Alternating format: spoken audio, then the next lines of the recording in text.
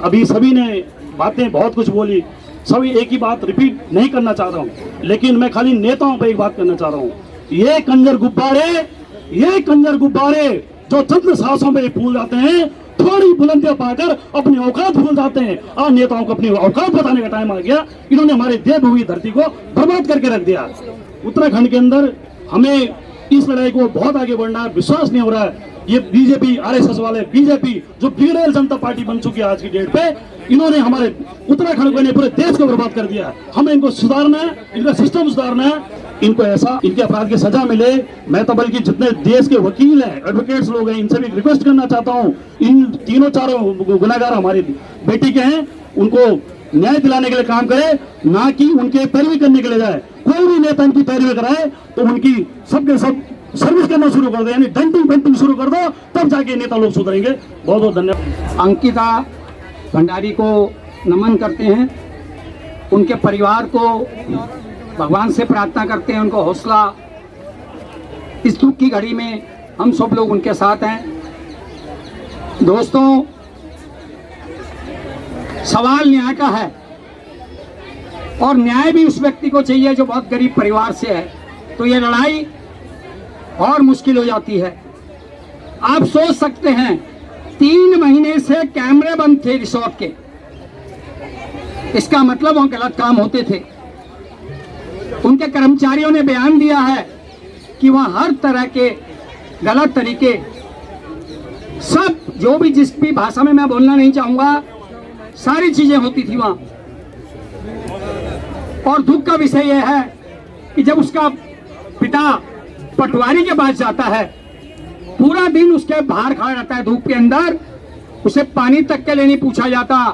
और जब आरोपी का पिता जो राज्य मंत्री है, आरएसएस का आदमी है, और सत्ता, जिस सरकार की सत्ता है उसमें राज्य मंत्री रहा है 2 बार, और यूपी का सब प्रभारी भी है, आप सोच सकते हैं उसको 2 घंटे अंदर बिठा के चाय पिलाई जाती है एसी के अंदर।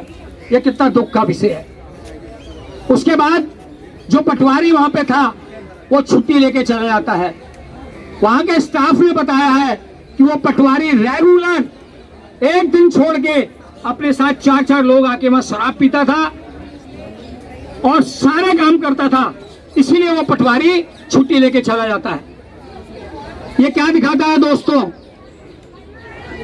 जेसीबी चला दी उस लड़की के कमरे में, बुलडोजर चला दिया पूरे गेस्ट हाउस के अंदर। अब एसडीएम मना कर रहा है, मैंने परमिशन नहीं दी, डीएम मना कर रहा है, क्षेत्रीय विधायक मना कर रही है। सोच सकते हैं आप, जबकि जब टूटा वो जेसीबी चली, क्षेत्रीय विधायक वहां खड़ी थी, कितनी शर्म की बात है। आप सोच सकते हैं जिस राज्य के लिए हमने लड़ाई लड़ी थी उसकी हालत क्या है। उसका बेटा एक और है बड़ा, वो भी राज्य मंत्री है। अभी आप कहां लड़ाई लड़ोगे? अभी चारों भाई ने जो भी कुछ कहा हम उस बात से सहमत हैं। मेरा आप लोगों से अनुरोध है कि आप उसके परिवार को शक्ति दें, इस आंदोलन को आगे बढ़ाने की कोशिश करें। इसमें कोई राजनीतिक भाषा का हम इस्तेमाल नहीं करेंगे, पर जो सत्ता में बैठे हैं उनके खिलाफ हम बोलेंगे, क्योंकि सत्ता उनके पास है, एसडीएम उनके अंडर में है, डीएम उनके अंडर में है। दोबारा से मैं सबका धन्यवाद करता हूं।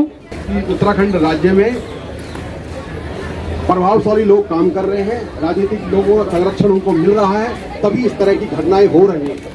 आप लोग सब एकजुट रहें, धीरे धीरे उन पर दबाव बनेगा। दिल्ली एनसीआर की सारी सामाजिक संस्थाओं का प्रयास यही है कि वे इन पर राजनीतिक और सामाजिक दबाव इतना बन जाए। अब धीरे धीरे आप देख रहे हैं किस प्रकार से वहाँ पर जब आप लोगों का प्रयास, क्षेत्र का प्रयास, दिल्ली एनसीआर का प्रयास रहा, तो अब वो धीरे धीरे घोषणाएं कर रहे हैं। आज ही मैंने सुना कि वो 25 लाख की घोषणा कर रहे हैं मुख्यमंत्री विवेकाधीन कोष से। आप मुझे बताइए, क्या ये मुख्यमंत्री की अपनी व्यक्तिगत आय है जो उसमें से 25 लाख दे रहे हैं? वैसे तो आप देखा जाए तो किसी के जीवन का मूल्य नहीं लगाया जा सकता। प्रत्येक का जीवन जो है वो अमूल्य है, उसका जीवन की कीमत हम और आप ना इस धरती पर ऐसा व्यक्ति है जो लगा सके। उसके बावजूद भी आप इस तरह की घटनाएं कर रहे हैं, तो इससे तो हम सिर्फ एक लाइन में यही कह सकते हैं, विनाश काले विपरीत बुद्धि। इस प्रकार का काम कर रहे हैं। आपने देखा होगा जिस प्रकार से ये घटना घटी, तो किस प्रकार से वहां पर जो क्षेत्रीय प्रशासन है, क्षेत्रीय विधायक है, राज्य सरकार है, उन्होंने बिल्कुल भी इस तरफ कोई कार्य नहीं किया कि पीड़िता को न्याय मिले। और आज तक वो इस पे पर्दा डाल रहे हैं, आज तक किसी का बयान नहीं आया। जब एक तरफ तो आप बड़ी बड़ी बातें करते हैं, बेटी बचाओ बेटी पढ़ाओ, और वो भी देवभूमि में, जहाँ कर कि देश प्रदेश अंतर्राष्ट्रीय स्तर पर जहाँ पर कहा जाता है कि उत्तराखंड राज्य देवभूमि है, जहाँ देवों का वास है, जहाँ पर लोग आते थे 4 धाम की यात्रा करने के लिए, और वहाँ पर इस प्रकार के घृणित पाप हो रहे हैं। तो इन सबको हम और आप सब लोगों ने मिलकर रोकना है। जहाँ पर भी इसकी लड़ाई हो तो मेरा निवेदन है आप सब लोग मिलकर जाएं, कोई झंडा ना देखे, कोई डंडा ना देखे, सिर्फ इस विषय को लेकर जाएं। अंकिता ने हमें संकेत दिया है कि इस प्रकार की घटनाएं आज से पूर्व भी बहुत बार हो चुकी हैं। तो इसलिए मैं आपसे पुनः निवेदन करता हूं कि हम तन मन धन से इस विषय पर राजनीति पे, सामाजिक पे हर प्रकार से दबाव बनाएंगे। निश्चित रूप से परिणाम हम सब के और आपके पक्ष में होगा। मैं आप सभी को नमस्कार करती हूँ। ये जो अंकिता भंडारी जी का केस है, ये हमारा इसमें इसको न्याय दिलाना ही काम नहीं है। जो इनकी मृत्यु के पश्चात आरएसएस के विपिन कर्णवाल जी इस वक्त कमेंट कर रहे हैं, थोड़ा सा जो कमेंट एक लड़की के लिए उसकी डेथ होने के बाद भी कमेंट हुए जा रहे हैं, उसका क्या करेंगे? डेथ तो हो गई, उसके लिए हम न्याय लेंगे, पर जो मरने के बाद भी आरएसएस के नेता इस वक्त भी गलत शब्द यूज कर रहे हैं एक लड़की के लिए।